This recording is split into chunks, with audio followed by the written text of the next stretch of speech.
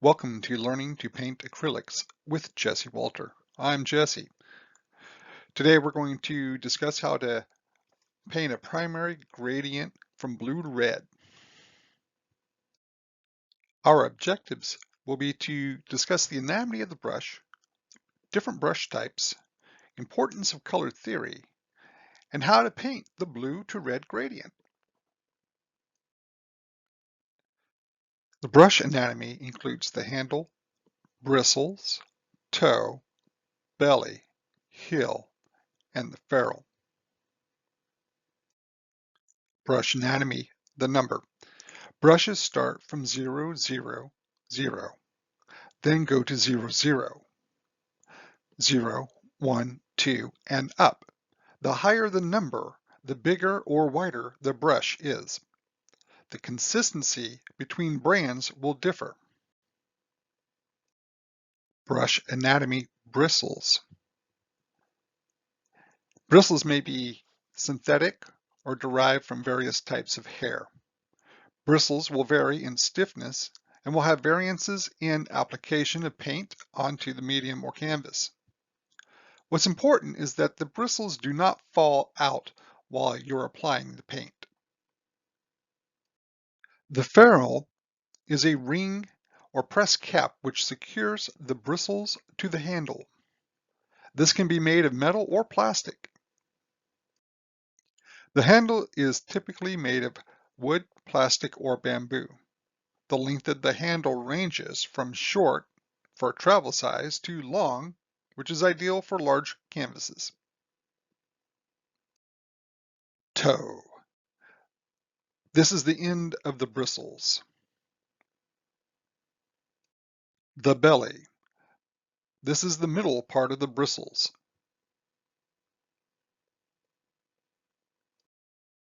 The heel.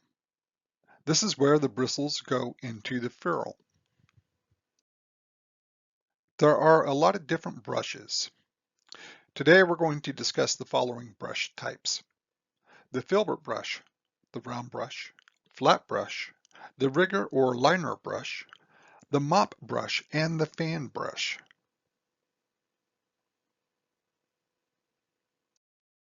Filbert brushes are narrow, flat brushes which come to a round point. These are great for creating thin or broad lines depending on the direction and pressure used. Tip: as these brushes become worn out, I repurpose them as either dry brushes or mixing brushes.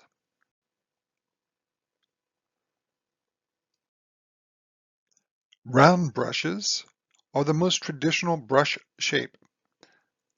This is the brush most of us think of as the traditional art paintbrush. They are round and come to a point. These brushes vary in size and are often used for detailing work.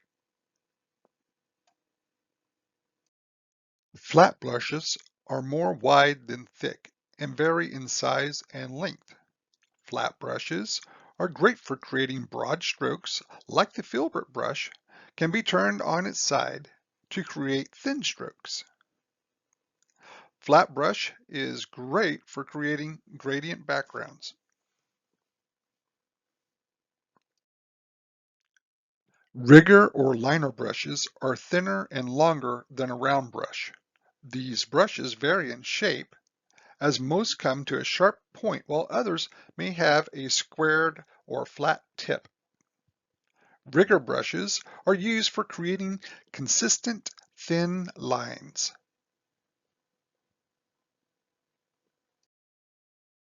Mop brushes are soft with a bulbous end, and they hold a lot of paint. They are ideal for fluid acrylics or inks. Think of clouds, and most often are used to lay down large areas of paint. Fan brushes get their shape from the method in which the ferrule has been pinched over the bristles, causing them to spread and be thin and flat. These brushes are great for creating textures and expressive marks, which will vary on pressure and wetness of the paint. In this next section, we're going to cover some basics regarding color theory. Color. Color is a term which encompasses hue and value. Hue is the pure spectrum in which we derive the color names, red, blue, yellow, etc. Value. Value is the relative lightness or darkness of a color. Adding white or black paint to the mix will adjust your value of the hue. It does not take much black paint to darken the value, but often requires more white paint to lighten the overall value. As a tip, it's a good idea to keep an extra tube of white paint for mixing lighter values. This is true. I go through a lot of white paint. Primary colors are red, blue, and yellow. Color theory tells us we only need 3 primary colors, red, yellow, and blue, to mix and create any hue we want. The secondary colors include orange, green, and violet. You get secondary colors by mixing 2 primary colors. For instance, red and yellow make orange. Yellow mixed with blue will give you a green hue. And blue plus red makes violet.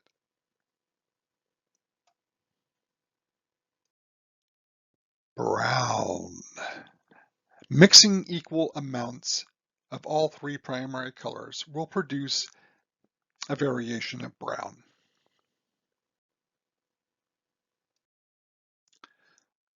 Sometimes when we mix 2 primary colors, the result is brown. And in this case, we're going to talk about red and blue. Now, why would mixing red and blue provide us with brown? Well, the answer is simple. Either the red or the blue or both have a little bit of yellow in their pigment mix. So in other words, if the red leans to the orangey side of the spectrum, then there's probably some yellow in that red mix. If that red leans to the violet side, then there's going to be more blue in that mix. And this is important because we want to use paint that will mix well with each other. If we look at the blue and it leans to the green, then we also know that that has yellow in it. If that blue leans to the violet, then that means it has red base in it. So when we're mixing red and blue, we want to stay within the confines of red and blue and not taint it with yellow, because then that will return brown or a dingy color, and that may not be what we're looking for, at least not in this gradient. Painting. In this section, we're actually going to discuss painting. So let's talk about our supplies. We're going to be using the ultramarine blue. And then next, we will use cobalt blue to aid in our blending. For our red acrylic paint, we will be using red madder. Lamp black will be used to darken our pigment's value if needed. And titanium white will be used to lighten the pigment value as needed.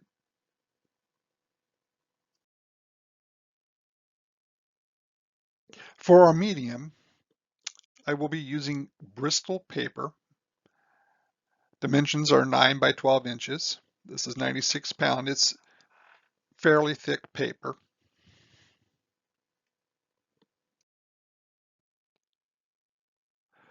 I recommend using painter's tape to keep the edges of the Bristol paper from curling.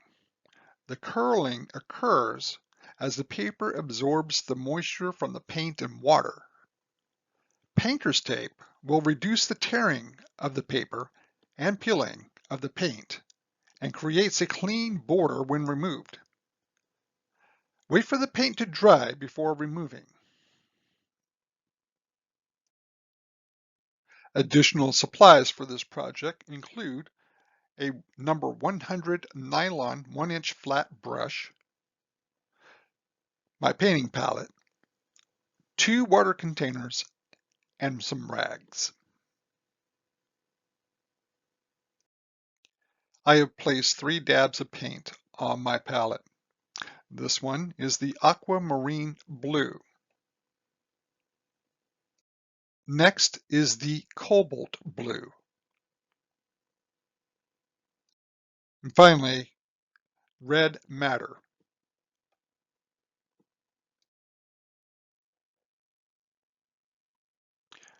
Using the flat brush, paint the red madder pigment onto the bottom third of the medium. Try to paint with long strokes from one end of the medium to the other.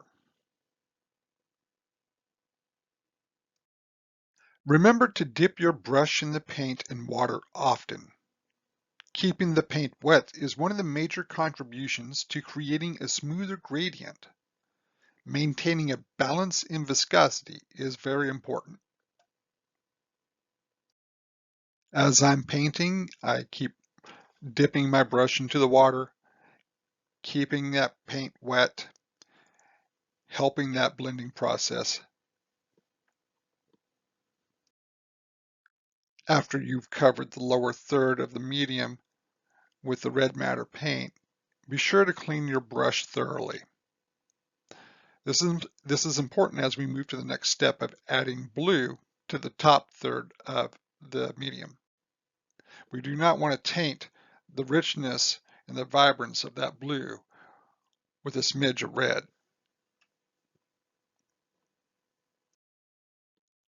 Just as we did for the bottom third of the medium, we want to make long, wet strokes on the top third of the medium with our ultramarine blue.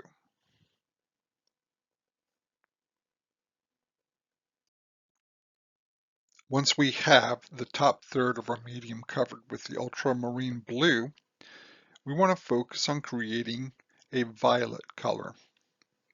We're going to mix red madder with cobalt blue to create this violet to fill in between the ultramarine blue and red madder on our canvas. Fill in the middle space with the newly created violet mix.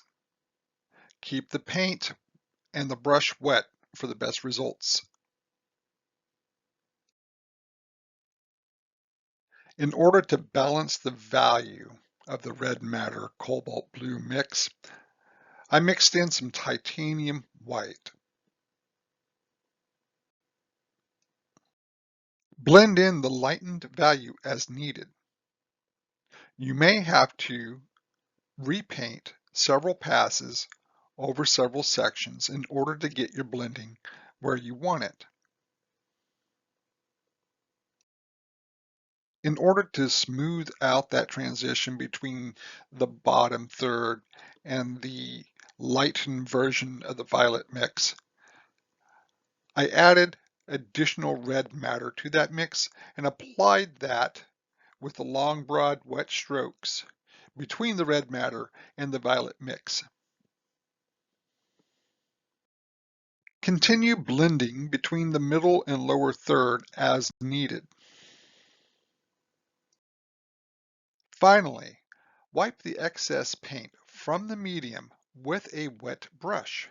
Clean the brush after each of the washing strokes. So in other words, I'm dipping my brush in the water and then I'm taking it and creating long strokes across my medium from left to right or right to left.